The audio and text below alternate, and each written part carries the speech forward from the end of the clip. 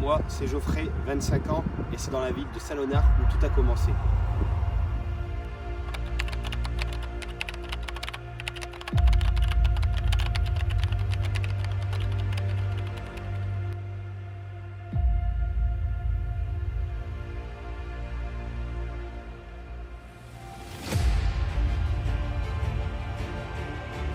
Tout a commencé en 2005, dans le doux quartier des Futés, à Saint-Léonard. Un jour, avec mon frère, nous avons décidé de nous rendre dans le grand jardin perché, au sommet de notre quartier.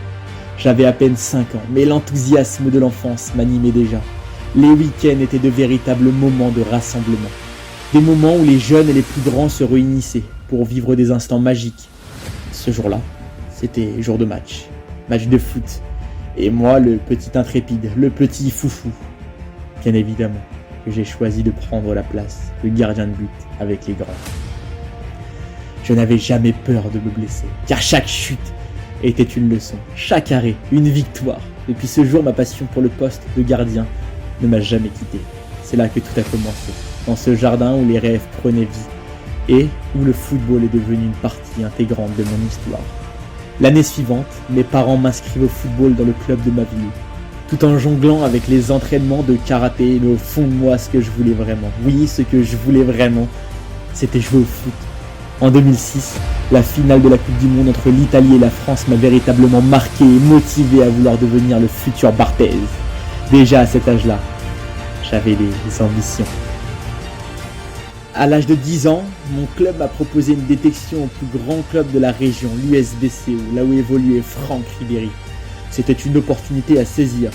Malheureusement, ce jour-là, je n'ai pas été retenu. Malgré la déception, j'ai continué à travailler et à garder cette motivation grâce à une personne très spéciale. Mon grand-père. Mon grand-père, celui qui m'a toujours encouragé à réussir dans le foot. Fervent supporter du club de Boulogne-sur-Mer. Je me souviens des moments passés à le voir avant et après mes entraînements et mes matchs, où chaque débrief était un moment sacré. Sa fierté, je ne l'oublierai jamais. Un homme qui s'est toujours battu pour sa famille. Malheureusement, en 2013, le destin et la vie m'a arraché de lui. Mon binôme, mon deuxième père, mon grand-père. Ce fut un moment difficile pour moi, car je ne savais plus sur qui m'appuyer. La motivation n'était plus la même. Sur moi-même, je me suis renfermé. Et rien n'allait. Le deuil, lui, était trop lourd à porter. En 2016, j'ai enfin pris la décision d'aller voir quelqu'un pour parler de mon mal-être et essayer d'avancer. Oui, je n'ai pas honte de le dire, c'était une psychologue. Et elle m'a énormément aidé à remonter cette pente qui était très compliquée pour moi. Ouais, cet événement a impacté ma vie, ma famille, mes résultats à l'école. Les mois qui ont suivi, ça commençait à aller mieux, mais cette pensée restait toujours présente dans ma tête. Mon grand frère a signé dans le club d'Esdin-l'Abbé, un club très familial. En 2017, j'ai demandé à ce même club de pouvoir faire un entraînement avec l'objectif de jouer avec mon grand frère, tout aussi passionné que moi depuis son plus jeune âge. Grâce à eux, j'ai pu reprendre le foot. Je suis resté 2 ans dans ce club dans lequel une ambiance positive régnait. Après avoir réalisé de belles saisons, les choses ont évolué rapidement pour moi. Plusieurs clubs m'ont contacté, dont mon club natal, Saint-Léonard. Une équipe évoluant en senior D1 avec un coach que je connaissais depuis plusieurs années. Je ne pouvais pas refuser cette belle offre et cette belle opportunité d'évoluer en départemental 1. Tout s'est bien passé, j'ai connu une excellente saison et puis j'ai même obtenu une place de titulaire avec le club où j'avais la confiance totale de l'équipe. Après cette magnifique année, le club de Neufchâtel m'a offert une opportunité en or, un emploi au sein du club ainsi qu'une place de titulaire dès ma première saison. Grâce à ce poste, j'ai pu entraîner des équipes de jeunes et des gardiens de but, ce qui a été une expérience enrichissante. Nous avons terminé la saison à la première place du classement, une vraie fierté. Pour ma deuxième année, j'ai décidé de rester avec l'ambition d'apprendre encore davantage, mais les événements se sont enchaînés rapidement pour moi. Pour la première fois, un club de futsal m'a contacté. C'était Benjamin Guibert, du club de Rinxan Futsal. Je ne connaissais rien au futsal, ni même l'existence de clubs sur la côte d'Opale. C'était un vrai défi car je partais dans l'inconnu. J'ai donc décidé d'essayer ce sport qui m'était totalement étranger et j'y ai tout de suite pris goût. Tout s'est très bien passé avec Rinxan Futsal. nous avons remporté le titre de champion de départemental 2 en restant invaincu toute la saison. J'ai donc choisi de continuer l'année suivante avec le club, mais malheureusement, le Covid a tout chamboulé avec une saison blanche. Après avoir connu de nombreuses déceptions au football, j'ai décidé de me concentrer uniquement sur le futsal. Une phrase de mon coach Benjamin résonne toujours en moi. Geoffrey, tu peux aller très loin. Suite à cette année magnifique, l'évolution a continué avec ma première signature en Régional 1 à l'AJ Aulnay Futsal, un club situé à 850 km de chez moi. C'était un véritable défi de partir dans l'inconnu, mais j'ai pris mon courage à deux mains et épaulé par ma copine, ma petite chérie, qui a décidé de me suivre dans cette folle aventure. Je ne pouvais que me lancer.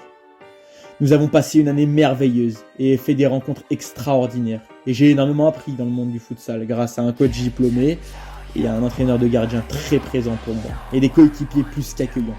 Nous avons terminé la saison avec une qualification historique en 32e de finale de la Coupe de France. Un titre de champion de Régional 1 et des barrages malheureusement perdus, ce qui ne nous a pas fait monter en D2, mais qui restera de très beaux souvenirs. C'était une année riche en émotions, avec 7 buts à mon actif en tant que gardien, mais aussi l'objectif d'avoir la meilleure défense que nous avons réussi à atteindre en équipe. Pas le temps de profiter de cette fin d'année avec Aulnay. Un nouveau défi se profilait à l'horizon. Avion Futsal. Je fais mon retour dans le Nord-Pas-de-Calais avec une signature en Ligue de Futsal. C'était une décision très difficile à prendre car mon cœur était vraiment attaché à mes coéquipiers qui étaient comme une famille pour moi en Charente-Maritime et je savais que je ne retrouverais jamais cette incroyable cohésion. Mais mon objectif était d'évoluer. Cette année était riche en succès avec Avion Futsal. Nous n'avons jamais été en bas du tableau et j'ai vécu des émotions intenses tout au long de la saison. J'ai reçu de plus en plus de soutien pour mon objectif, de la part de ma famille, de mes abonnés, de mes sponsors et surtout de celui qui a toujours été là pour moi. Mon étoile, mon grand-père. Nous avons terminé l'année en beauté avec le titre de champion de Ligue 2. La deuxième meilleure attaque et la première meilleure défense, sans oublier un but de ma part cette année.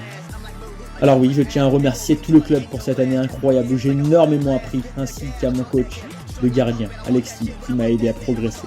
Malgré cette année incroyable, j'ai dû changer de club pour des raisons personnelles qui nous ont beaucoup affecté, ma copine et moi. Nous avons donc pris la décision de rejoindre la Belgique, et plus précisément le club d'Herentals, le club qui m'a donné la chance de signer mon premier contrat professionnel et qui évolue en Ligue 1 belge.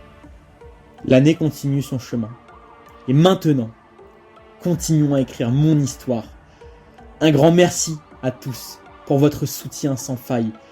Ma petite femme, ma famille, mes amis, mes sponsors, mes abonnés, sans qui toute cette visibilité n'aurait jamais été possible. Alors oui, je vous le dis, merci encore une fois. L'affaire est à suivre. Merci.